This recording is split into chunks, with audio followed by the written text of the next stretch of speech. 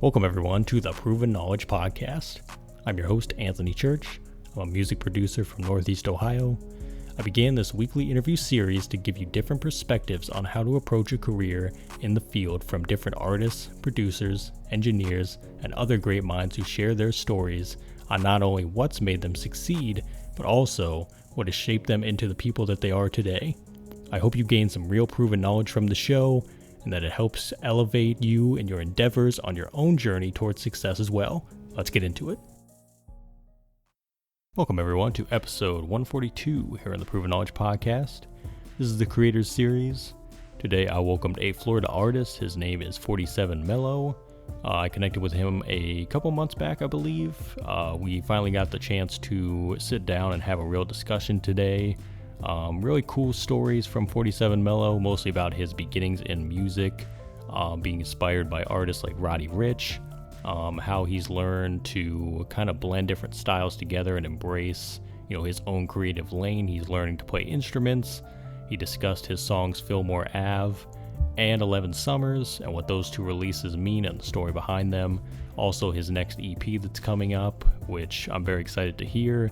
Overall, I just enjoyed, his energy on this episode and his real demeanor, and just really shedding light on the importance of, forging your own path as an artist and really just being true to yourself at the end of the day. You can't really listen to the outside noise, even though that's hard. And obviously having people in your corner helps as well that see your vision overall.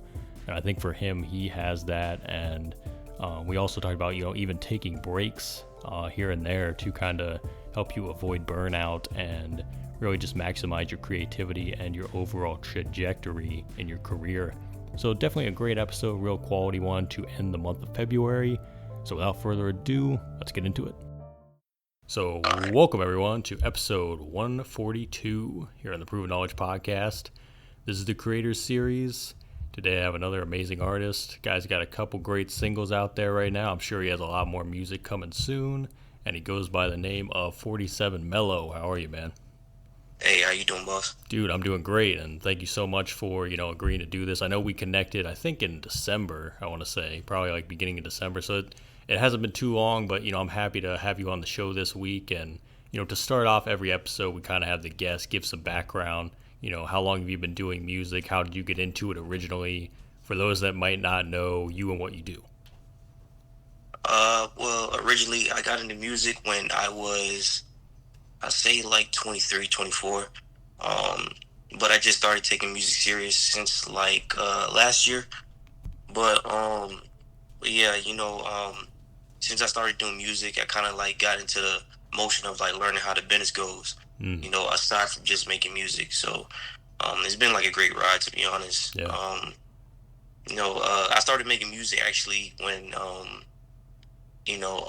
was in Jacksonville, for a little bit. And then when I came back down to, Broward County, then that's when, I got in touch with a music manager, couple producers, started reconnecting with everybody else, Yeah, man.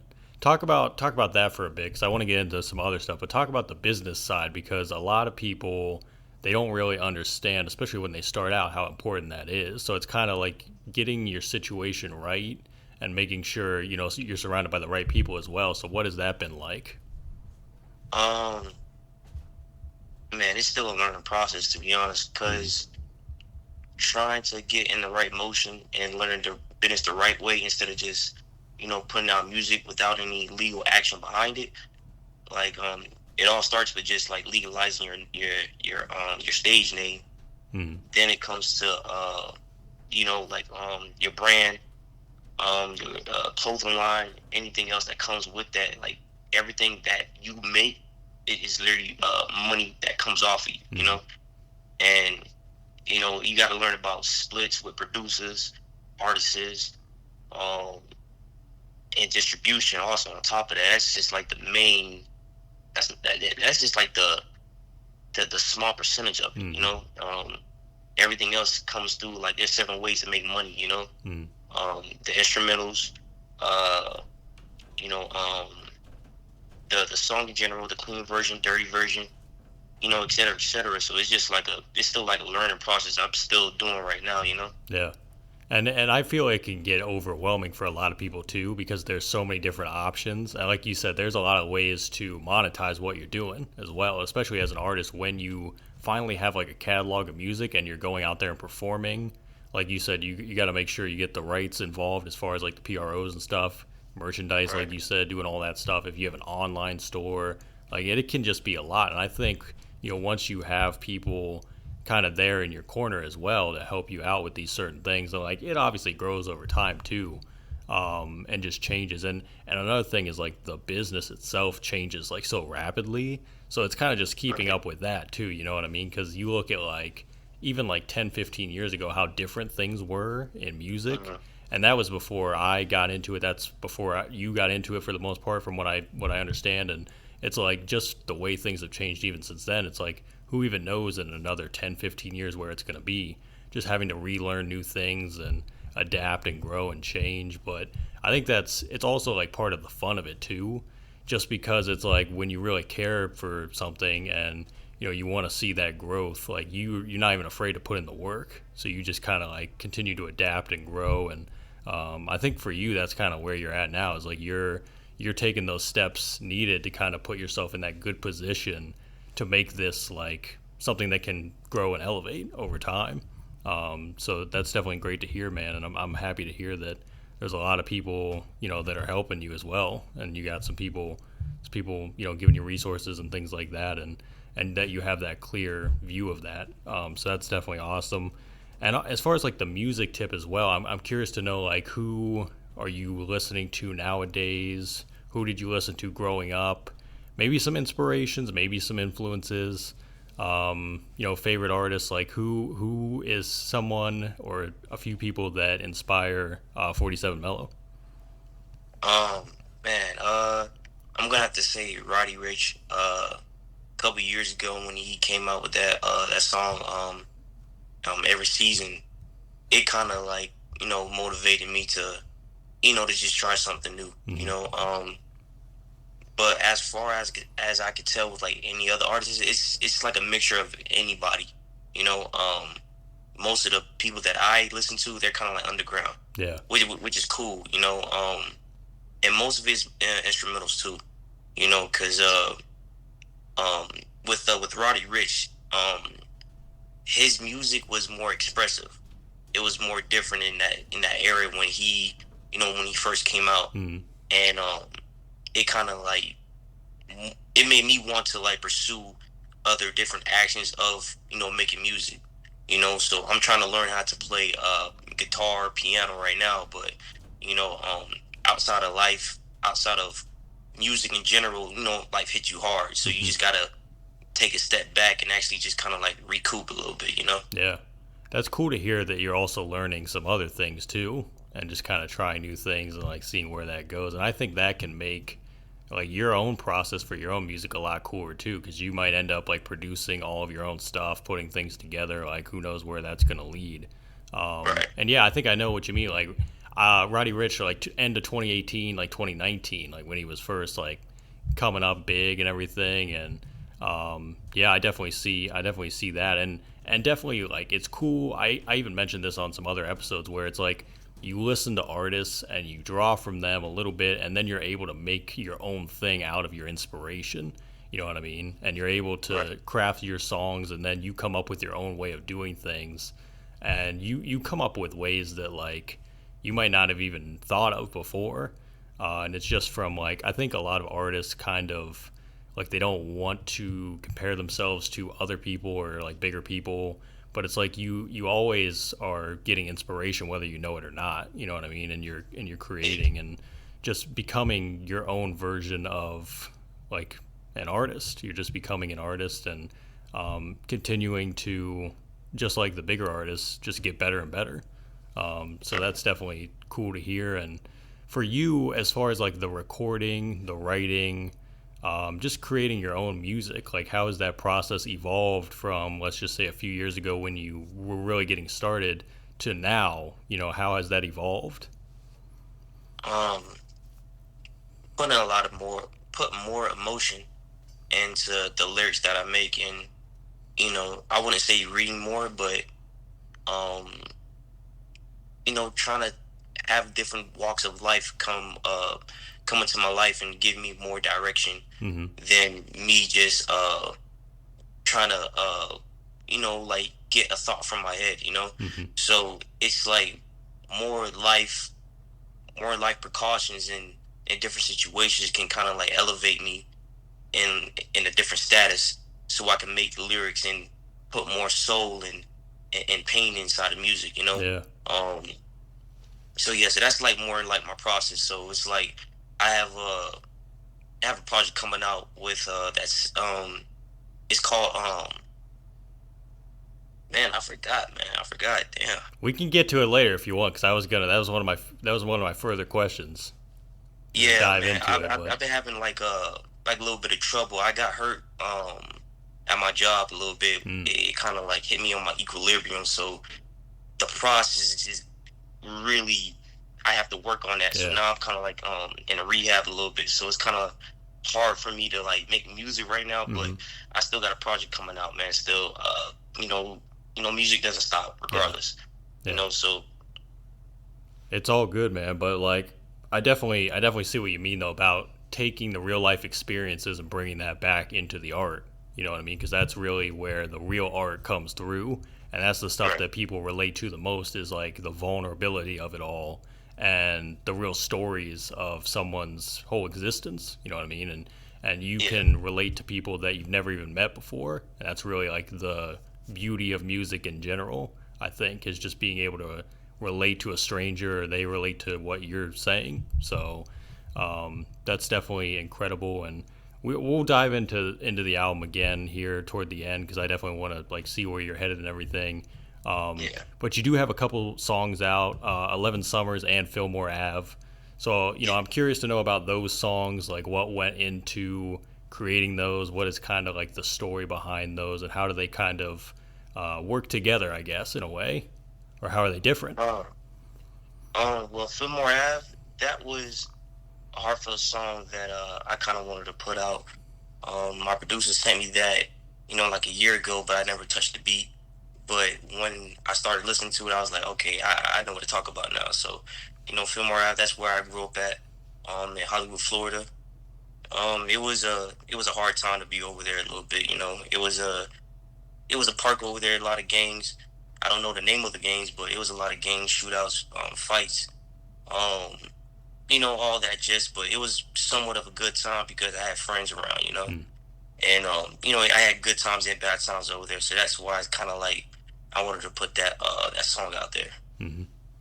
It's kind of like taking the good with the bad, you know what I mean? Yeah. And channeling that into the track. Yeah. What about 11 Summers? Like, what's kind of the story with that? 11 Summers, man. That was something I actually didn't like that song. I really didn't. But my manager, she loved it, and I was just like, all right, man, I'll just put that out. And then those are the first two songs I ever put out legally under my name when I did copyright.gov, everything like that. I was still new to it, so when I put it out, everybody was loving it. So I'm like, okay, cool, no problem. So now we're just in the process of like expanding that, creating behind the scenes shoots, videos, vlogs, and everything like that behind that, because it did grab me a little bit more attention as soon as I put that out. Just wanted to take a quick minute out of this episode to let you know about our current sponsor, SessionWire. If you've ever used Zoom before, then you'll be right at home with SessionWire. They allow you to connect face-to-face with anyone, anywhere, by sending them a single link to your very own personal SessionWire Studio. SessionWire Studio is a virtual control room that combines many familiar tools like video, voice, file transfer, chat, and storage. And it also allows an industry-first separate HQ audio channel for listening to and recording with studio quality sound. And I'm very excited to, be on board with SessionWire and have them, sponsor the podcast for the next few months. We'll also be giving away 3 versions of their brand new V3 software in April, which I'm very excited about as well. So be on the lookout for that. But if you want to, know more about SessionWire now and you want to get started today, go to sessionwire.com. And with their VIP early bird pre-launch offer, you'll be able to get SessionWire's artist plan for only $99, plus a free year of the all-new Session Wire Studio when it officially launches if you use the pre-purchase code Proven Knowledge 22. That's Proven Knowledge 22. Once again, very excited to have Session Wire on board, and stay tuned for the giveaway. But for now, let's get back into the episode. Let's talk about that for a minute, because that's an interesting perspective where you have a song or like something that you could release, but you don't really feel the same as like someone else outside does. So if someone like close to you hears it and they believe in it, are you always going to ride with that perspective of like, okay, if they believe in it, then I hope other people will like it, even though I don't feel the same way? Like, is that how you will always approach it, or will it just be like based on each circumstance, I guess? Well, it's not basically up to me if people like it or not. Mm-hmm. I think more of it comes through the substance of it, of what they get off of it. It's like I give you an example, like with the Drake album, so far gone, that mixtape, everybody's bumping that now because it had substance to it. So it's kind of like a song, or it's kind of like a mixtape that doesn't have to be played right now, but it's something you can play years on later. Mm-hmm. So that's how I kind of feel like with music in general. Yeah. Like, I don't try to make music for like right now. I kind of want to save it for later, so when everybody comes back to it, it'll be like a memory that pop up, like nostalgia. Yeah, and it's almost like what they call timeless music too. You know what I mean? And that's kind of like, I think, what every artist kind of aims to create at the end of the day. And it's kind of weird because we're in the era where people want you to release more songs. They want like the quantity, you know what I mean? And Right. I always think it's great to have the quantity and the quality, like finding the balance between it. But like losing the quality, like you always have to have the quality, because that is what, like you said, the listener is going to notice at the end of the day. And if they keep coming back to it, that means that you kept the quality in the music and you kept the story in there. And so like, no matter, like you said, no matter if it was 15 years ago, they could come back to that and it's relatable. You know what I mean? So that's definitely something that I think a lot of artists can kind of like look at and model after. And Drake's a great example too. And look at Drake now. It's like he just continues to grow and elevate, and he puts out a lot of music, but like people pay attention because he has built a great brand and he continues to put in a lot of work. So it's definitely just like how to do that for yourself as an artist, and every artist journey is completely different too. So it'll definitely look different for everyone. So you mentioned like obviously your manager, obviously your producers as well. Is there anyone specific you'd like to give a shout out to here on the show that we should check out or get to know? Mixed by Ray. That's my producer. You know, we've been locked in for like 6 years now. He's kind of sort of he's more like a brother to me, you know. I have my cameraman JT Steezy. I've been with them for like a couple of years now. Also, on top of that, me and Steezy go way back, like high school, middle school. JT, you know, I've been knowing him for like a couple of years. He's actually doing well right now. Like, he's on a yacht over there in Costa Rica with millionaires, and he's just taking pictures for them, helping them make a page, and then like he's getting paid like at least like $10K a month. Nice, around man. that, you know. So I'm kind of happy. I'm really happy for him, you know. My fitness trainer too, you know, Humberto, man. Yeah, me and him locked in since like I was 18.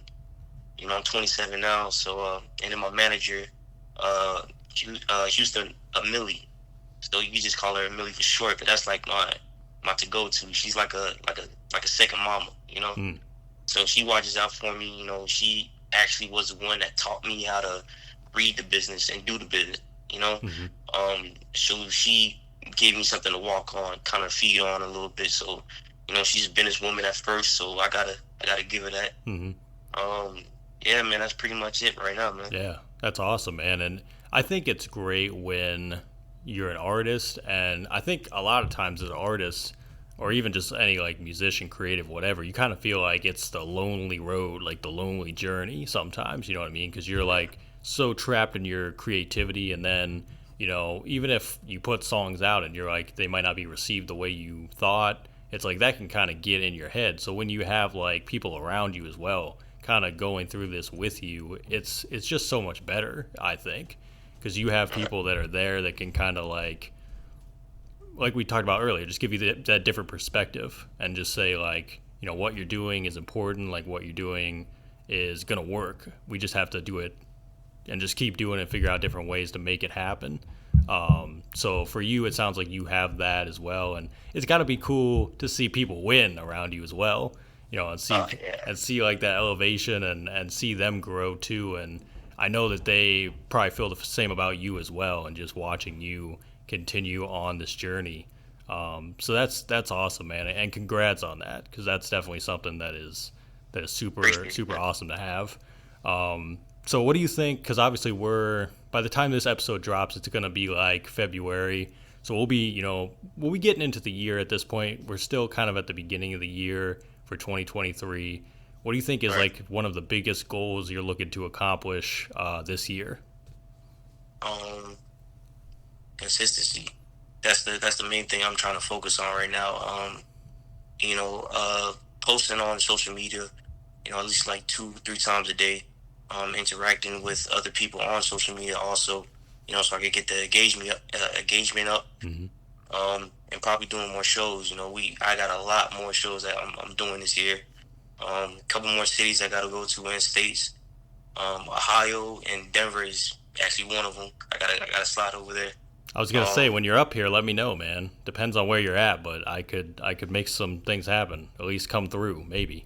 So all right, sounds let me good, man. know. I got Let me know, you. man. Man, I was supposed to do a lot of stuff. Well, last year it was my first time ever doing a show, my first time, so I never rehearsed it whatsoever. Hmm. I had jitters a little bit, but it was my first time, and I did good. It's up on my Instagram too. Um, but my manager walked me through it. She kind of like was right there with me, side by side, and it was awesome. I rocked out. A lot of people was rocking with me.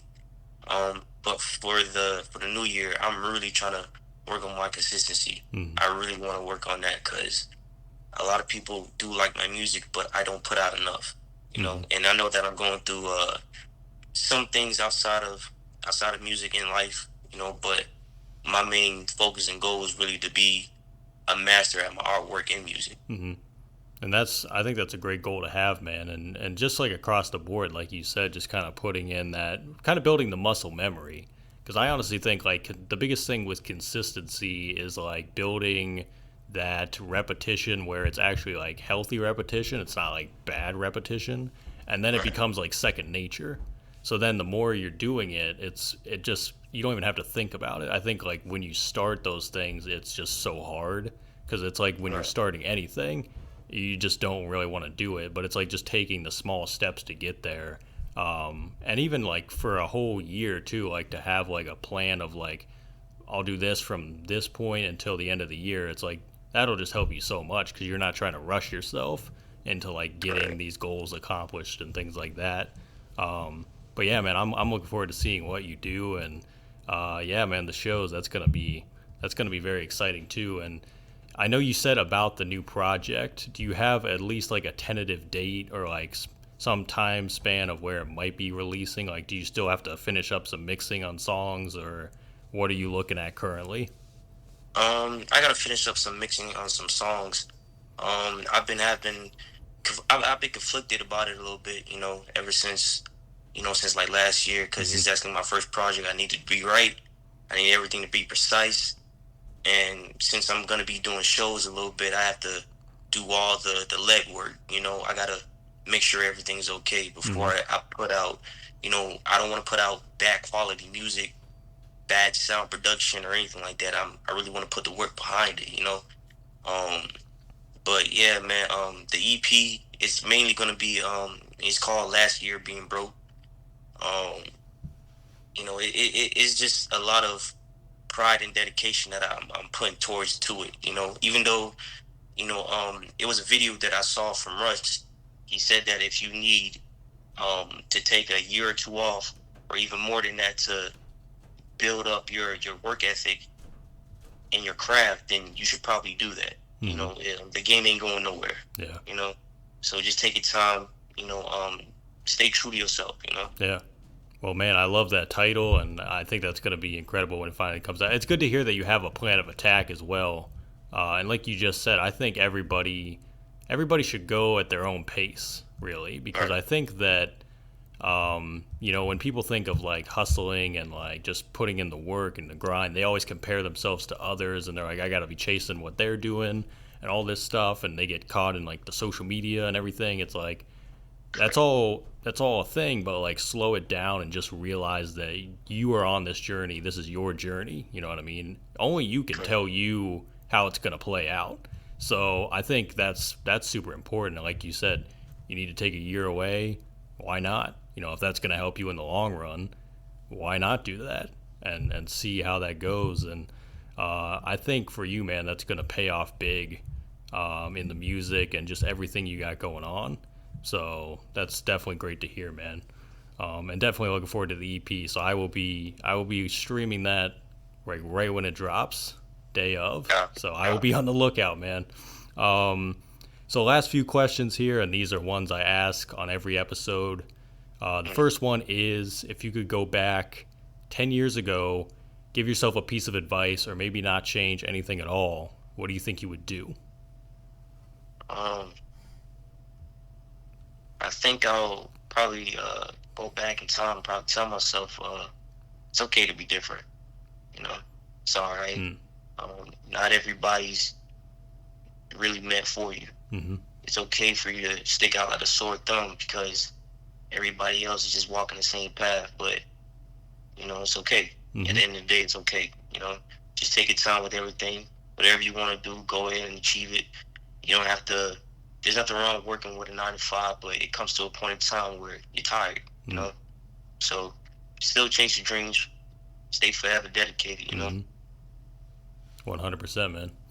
So if we flip that and we say 10 years from now, where do you think you envision yourself in your life and your career? I'll be doing great, not gonna lie. I'll be doing great. I'll really be doing great. You might be on the yacht. Honestly. Of course, man. Of course, man. And let me know when you come down here too. My manager actually, he owns like a couple. So if you ever want to come by, man, I got you. Don't worry about it. Nice, man. I don't know if the yacht life is for me, but who knows? I never say never. You know what I mean? But definitely, I think so too, man. For you, I think that you got a great mindset, man. Just from speaking with you here and everything, and it's going to be great to kind of see like where you end up going with all this stuff. So it's exciting. So great stuff, man. And do you have any final words of wisdom today for the listeners? Final wisdom, man. One thing I can say, just keep chasing your dream. Don't worry about any negative comments or negative looks you get from other people because you're not doing what they told you to do. You know, it's okay for you to take a step back from your jobs and the people around you if you need some time to focus. It's all right. Everybody doesn't really understand what a genius look like until they see the end product, you know. So, like I said, man, just keep going. Gotta forge your own path. That's really the most important thing you can do. And man, love that. And once again, I want to thank you so much, man, for joining me. And this was a great episode, and we'll have to do it again soon, man. Like I said, I'm looking forward to everything you got coming out, and we'll be in touch for sure. Of course. I appreciate you for having me, man. Thank you. Thanks, everyone, for listening today. That was episode 142. We'll be back this time next week. As always, hit the support button on your podcast streaming platform if you'd like to send any funds, and feel free to leave us that 5-star rating if you enjoyed today's episode. So we'll see you then. Thanks, everyone.